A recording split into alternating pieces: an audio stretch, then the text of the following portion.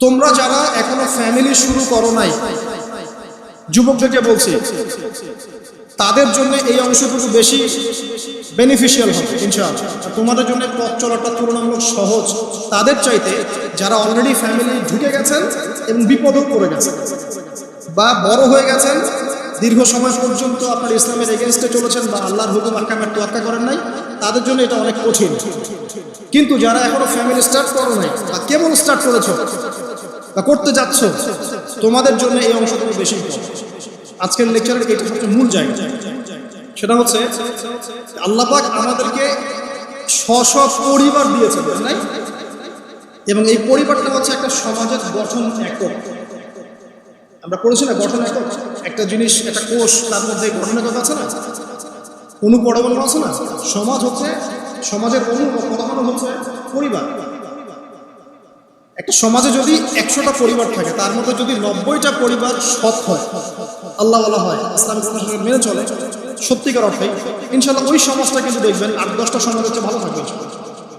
আর একটা সমাজে মনে করেন 100টা পরিবার আছে, 90টাই ইসলামের বিরোধী শক্তি, ইসলামের এগেনস্টে চলে, ইসলামের কোনো পরোয়া নাই, আল্লাহ পাকের হুকুম আহকামের 5 পয়সা পরোয়া। ওই সমাজের অবস্থা নিঃসন্দেহে দুনিয়াতে ধ্বংস হবে, আখিরাতে ধ্বংস হবে। আর এই সমাজগুলোকে নিয়েই তো একটা রাষ্ট্র হয় নাকি, আর এইভাবে রাষ্ট্র নিয়েই তো বিশ্ব। তাহলে ক্ষুদ্রতম যে জায়গাটা সেটা কি পরিবার। এই জায়গায় আল্লাহ পাক আপনাকে কর্তৃত্ব দিয়েছেন। এখানে কিন্তু আপনার লাঠি, আপনার উপর লাঠি কেউ ধরাচ্ছে না। আপনি অ্যাজ এ বাবা আপনি পরিবারে কর্তা, অ্যাজ এ স্বামী আপনি পরিবারে কর্তা, ভাই আপনি পরিবারে কর্তা। আমাদের প্রথম স্টার্টিংটা এই ফ্যামিলি থেকে করা উচিত। তো আল্লাহ পাক এই বিষয়ে কি বলছেন, আমি একটা বলে সামনে যাই যে ইয়া আইয়ুহাল্লাযীনা আমানু, হে মুমিনগণ, আমাদেরকে আল্লাহ পাক বলছেন হে মুমিনগণ, কু আনফুসাকুম ওয়া আহলিকুম নার, তুমি নিজে জাহান্নামের আগুন থেকে বাঁচো। আগে নিজের চরকায় তুমি তেল দাও, নিজে জাহান্নামের আগুন থেকে বাঁচো। ওয়া আহলিকুম নার, তোমার যে পরিবারবর্গ আছে এদেরকে জাহান্নাম থেকে বাঁচাও। এই বাঁচানোটা কেমন দেখেন, আপনাদের বাসায় ছোট ছোট বাচ্চা কাচ্চা আছে না, আছে তো। একটা বাচ্চা যদি আগুন ধরতে যায়, ধরেন ও বোঝে না যে আগুন কেমন হবে, ছোট বাচ্চা, আল্লাহ না করে, সে ধরেন একটা কয়েল ধরতে যাচ্ছে, কয়লা ধরতে যাচ্ছে, হ্যাঁ, আগুন হাত দিতে যাচ্ছে, তো আপনি কি করবেন? আপনি তাকে সেভ করার চেষ্টা করবেন। সে যদি বলে না আমাকে ছেড়ে দাও, ধরবই, আপনি প্রয়োজনে একটা থাপ্পড় দিয়ে হলে সরাবেন, তাই না? এটা হচ্ছে বাঁচানো। আপনি আপনার শিশুটাকে এই যে হাতে আগুন নেওয়া থেকে বাঁচালেন। আল্লাহ পাক এটা বলছেন নিজে বাঁচো, পরিবার বর্গকেও বাঁচাও। পরিবার বর্গকে শুনতে না চায়, না আমি জেনা করবো না, আমি গান শুনবো না, আমি মদ খাবই, হ্যাঁ, না আমি এইটা করবো ওইটা করবো। যদি আপনি বুঝে থাকেন যে আপনার কথাটা হক, শাসন করে হলেও তাকে বারণ করতে হবে। এখানে আল্লাহ পাকের নসিহত হচ্ছে তোমরা নিজেরা জাহান্নামের আগুন থেকে বাঁচো, পরিবার বর্গকে বাঁচাও। কোন জাহান্নাম থেকে বাঁচবে? আলাইহা মালাইকাতুন গিলাযুন শিদাদ, যেই জাহান্নামে কঠিন কঠিন মনের ফেরেশতারা আছে, পাষাণ মনের ফেরেশতা। আল্লাহ পাক তাদের মনের মধ্যে কোনো দয়া মায়া দেন না। আমাদের মনে দয়া মায়া আছে না, এই দয়া মায়াও আল্লাহ পাক তাদেরকে দেন না। শুধু আযাব দেওয়ার মতো শক্তি সামর্থ্য এবং কঠিন একটা মন দিয়েছে। অন্য সূরায় আছে তাদের সংখ্যা 19 জন। কতজন? 19 জন, মানে তারা দায়িত্বশীল। বাকি আর যে কত হাজার লক্ষ কোটি আছে আল্লাহ বলেন আলাইহা 19 আল্লাহ বলেছে। তো আলাইহা মালাইকাতুন গিলাযুন শিদাদ লা ইয়াসুনাল্লাহা মা আমারহুম ওয়া ইয়াফআলুনা মা ইউমারুন। আল্লাহ পাক ওই ফেরেশতাদেরকে যে আদেশ করেন সেই আদেশ পালনে তারা বিন্দু মাত্র গাফলতি করে না। এই সব ফেরেশতা থেকে যারা জাহান্নামের প্রহরী, এই জাহান্নাম থেকে তুমি নিজে বাঁচো, তোমার পরিবারকে বাঁচো। তোমরা যারা এখনো ফ্যামিলি শুরু করো নাই, যুবকদেরকে বলছি, তাদের জন্য এই অংশটুকু বেশি বেনিফিশিয়াল হবে ইনশাআল্লাহ। তোমাদের জন্য পথ চলাটা তুলনামূলক সহজ তাদের চাইতে যারা অলরেডি ফ্যামিলি ঢুকে গেছেন এবং বিপদেও পড়ে গেছেন বা বড় হয়ে গেছেন, দীর্ঘ সময় পর্যন্ত আপনার ইসলামের এগেনস্টে চলেছেন বা আল্লাহর হুকুম আহকামের তোয়াক্কা করেন নাই, তাদের জন্য এটা অনেক কঠিন। কিন্তু যারা এখনো ফ্যামিলি স্টার্ট করো নাই বা কেবল স্টার্ট করেছো বা করতে যাচ্ছ, তোমাদের জন্য এই অংশটুকু বেশি ইম্পর্টেন্ট। আল্লাহ পাক এখানে একটা মূলনীতি দিয়ে দিলেন, নিজে বাঁচতে হবে, পরিবারকে বাঁচাতে হবে। আর আমি আগেই বললাম, পরিবার বাঁচলে সমাজ বাঁচবে, সমাজ বাঁচলে রাষ্ট্র বাঁচবে।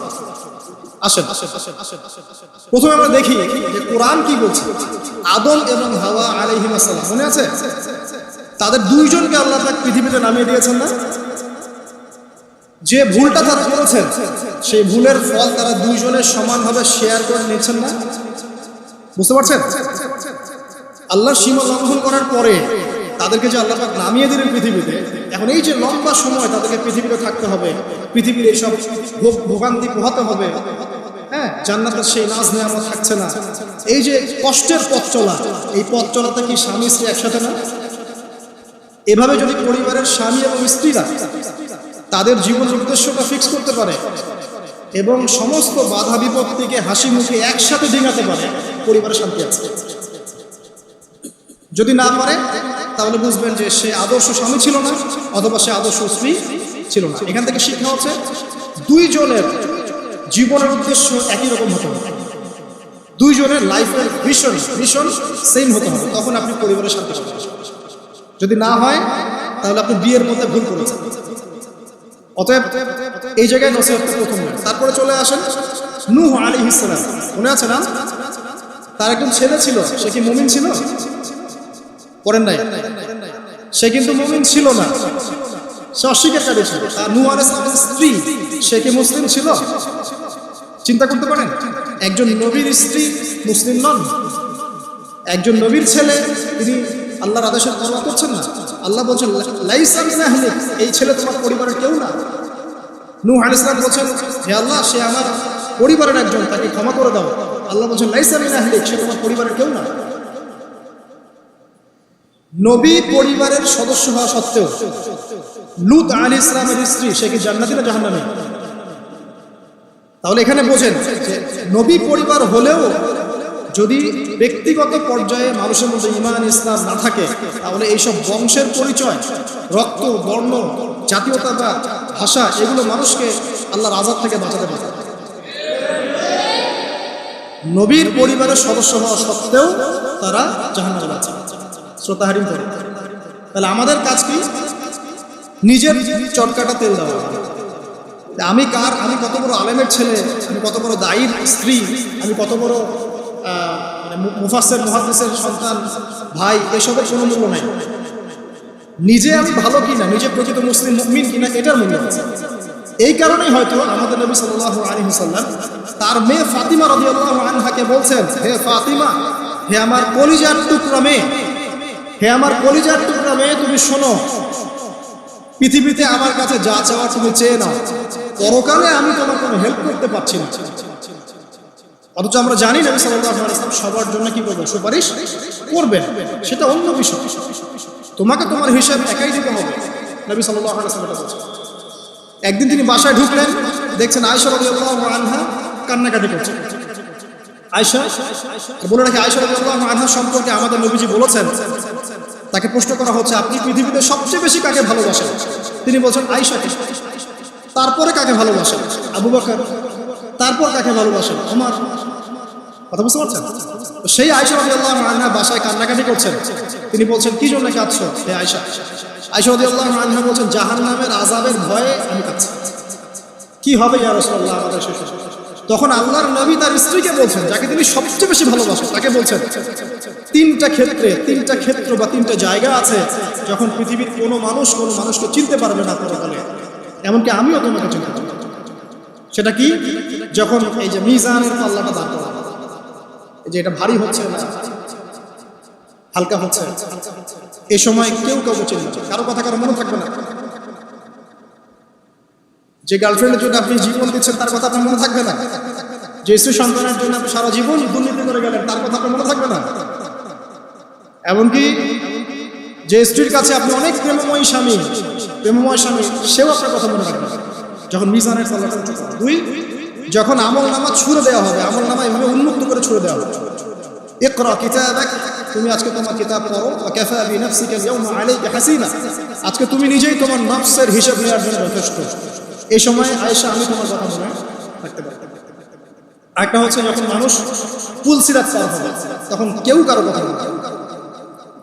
এখান থেকে শিক্ষা কি? নূহ আলাইহিস সালামের পরিবারের সদস্য হয়েও তারা আল্লাহর আনুগত্য না করার কারণে জাহান্নামে যাচ্ছে।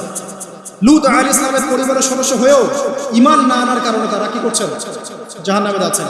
আমাদের শিক্ষা হচ্ছে আমাদের পরিবারগুলো যে আমাদের এই বংশ, আমাদের এই যে টাকা পয়সা, স্ট্যাটাস, রং, হ্যাঁ, বাড়ি গাড়ি, পলিটিক্যাল পদ, কোনো কিছুই আমাদেরকে আল্লাহর আযাব থেকে বাঁচাতে পারবে না যদি আমরা প্রকৃত মুসলিম মুমিন না হতে পারি। তো পরিবারের সদস্যদেরকে আল্লাহ পাক ঈমানদার হওয়ার তৌফিক এনায়েত করুন। এবার আসুন সামনে, আরো সামনে যান। দেখেন ওই যে ইব্রাহিম আলাইহিস সালাম, দেখেছেন, মনে আছে? বাবা হচ্ছে ওই সমাজের সবচেয়ে বড় লিডারের ডান হাত, নমরুদের ডান হাত। সে হচ্ছে মূর্তি পূজারীদের সর্দার, মানে মূর্তি সে বানাতো, স্ট্যাচু মেকার। ইব্রাহিম আলাইহিস সালামকে আল্লাহ পাক ওই ঘরে জন্ম দিয়েছেন যেখানে তার বাবা একজন শিরকের কাণ্ডারি। ইব্রাহিম আলাইহিস সালাম তাকে বোঝানোর চেষ্টা করলেন, বাবা এটা শিরক, এটা শয়তানের কাজ, এখান থেকে ফিরে আসো, আমি তোমার জন্য আল্লাহর কাছে দোয়া করবো ইত্যাদি। বাবা তার কথা শুনলো না। এটা তো এমন না যে তিনি শুধু একবার বলেছেন, তিনি হয়তো বলতেই ছিলেন। একদিন দুদিন না, কিন্তু বলতেই আছে। এক পর্যায়ে বাবা তাকে বের করে দিলেন বাসা থেকে, ফাহজুরহুম। এরকম করে ইব্রাহিম আলাইহিস সালামকে বের করে দেওয়া। কিন্তু তিনি বললেন, সালামুন আলাইকুম, বাবা আপনার উপর শান্তি বর্ষিত হোক। আমার আব্বা আপনার প্রতি শান্তি বর্ষিত হোক, আমি আল্লাহর কাছে আপনার জন্য দোয়া করি। পরে যখন আল্লাহ পাক তাকে বললেন যে কোনো মুশরিকের জন্য তোমার দোয়া করার সম্ভাবনা পাবে না, তখন থেকে ইব্রাহিম আলাইহিস সালাম দোয়া করা বন্ধ করলেন। এখানে দেখেন, ছেলে, একজন যুবক ছেলে, তার মধ্যে ঈমান এসেছে, সে তার পরিবারের চলমান শিরকের বিরুদ্ধে কথা বলছে, প্রয়োজনে সে সেখান থেকে স্কিপ করেছে, তাকে বের করে দেওয়া হয়েছে, সে চলে গেছে। তারপরেও কিন্তু তাওহীদের সাথে শিরকের আপোষ করে না। ইব্রাহিম আলাইহিস সালাম সামনে যান। ওই যে তার স্ত্রী হাজরা আলাইহিস সালাম তার সন্তান এবং স্ত্রীকে রেখে আসছেন কোথায় বলেন? মক্কায়, তাই না? মরুভূমিতে, খাবার নাই, পানিও নাই। এখন ইব্রাহিম আলাইহিস সালাম চলে যাওয়ার সময় তার স্ত্রী বলছেন যে আপনি কি আল্লাহর আদেশেই আমাকে ছেড়ে যাচ্ছেন? তিনি বলছেন হ্যাঁ। তখন তিনি বলছেন আল্লাহ পাক আমাদেরকে ধ্বংস করবেন না।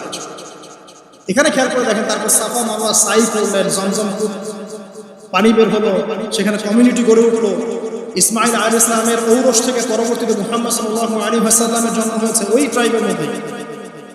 তো এখানে খেয়াল করেন, এই যে সন্তান ইসমাইল আলাইহিস সালাম, তিনি যখন একটু বড় হচ্ছেন, তখন ইব্রাহিম আলাইহিস সালাম আসছেন, এসে বলছেন আমি স্বপ্ন দেখেছি, ইয়া বুনাই, আমি স্বপ্ন দেখেছি, ইন্নী আরা ফিল মানামি আন্নী আসবাহুক, আমি স্বপ্ন দেখেছি আমি তোমাকে জবাই করছি, ফানজুর মাযা তারা, তোমার কি রায় আমাকে বলো।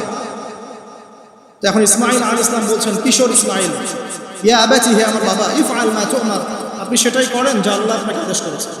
সাতাজিদুনি ইনশাআল্লাহু মিনাস সাবিরিন, ইনশাআল্লাহ আপনি আমাকে সবরকারী পাবেন। কার কথা এটা? ইসমাইল আলাইহিস সালাম। এখন খেয়াল করে দেখেন, ইসমাইল আলাইহিস সালামকে কিন্তু তার বাবা 24 ঘন্টা কাছে রেখে মানুষ করেন নাই। কারণ তিনি থাকতেন ওই যে প্যালেস্টাইনে, সেখানে আরেকজন স্ত্রী আছেন সারা আলাইহিস সালাম, আসা যাওয়া করতেন। মূলত তাকে মানুষ করেছে তার মা হাজারা আলাইহিস সালাম, যেই সবরকারী, আল্লাহর প্রতি তাওয়াক্কুলকারী মা বলেছিল, আল্লাহ যদি আপনাকে আদেশ করে থাকেন আমাদেরকে ছেড়ে দেওয়ার জন্য, সেই আল্লাহ আমাদেরকে ধ্বংস করবেন না। ওই যে তাওয়াক্কুল, ওই যে সবর, তার গর্ভ থেকে আল্লাহ পাক জন্ম দিয়েছেন ইসমাইল। যেমন মা তেমন সন্তান। যে সন্তান বলছে আমাকে জবাই করতে যদি আল্লাহ পাক আদেশ করে থাকেন, আপনি করেন।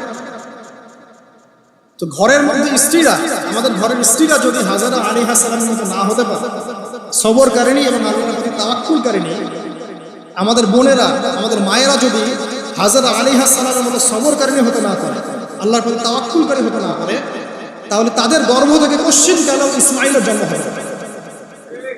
কথা বুঝতে পারছেন? তাদের গর্ভ থেকে পশ্চিমকালেও ইসমাইলের মতো সন্তানের জন্ম হবে না এবং ইসমাইলি প্রজন্ম গড়ে উঠবে না। এজন্যই আপনি তাকিয়ে দেখেন, ম্যাক্সিমাম পরিবারের সন্তান এখন বেলাইনে চলে গেছে। কারণ কি জানেন? মায়ের সমস্যা আছে। শুধু বাপেই সমস্যা থাকে না, মায়েও সমস্যা থাকে। মায়ের ফিতরাত সন্তানের মধ্যে চলে আসে। তো নারীরা যদি আল্লাহর আনুগত্যশীল না হয়, মুমিনা মুসলিমা, 5 ওয়াক্ত নামাজ পড়া, লজ্জাস্থানে হেফাজত করা, খাস পর্দা করা, হ্যাঁ, স্বামীর আনুগত্যকারী, প্রেমময়ী, তারা যদি না হতে পারে, সবরকারিনী, তাওয়াক্কুলকারিনী, তাহলে ওই মায়েদের গর্ভ থেকে আপনি ইসমাইলের মতো সন্তান কিন্তু পাবেন না, ইল্লা মাশাআল্লাহ, ইল্লা মাশাআল্লাহ।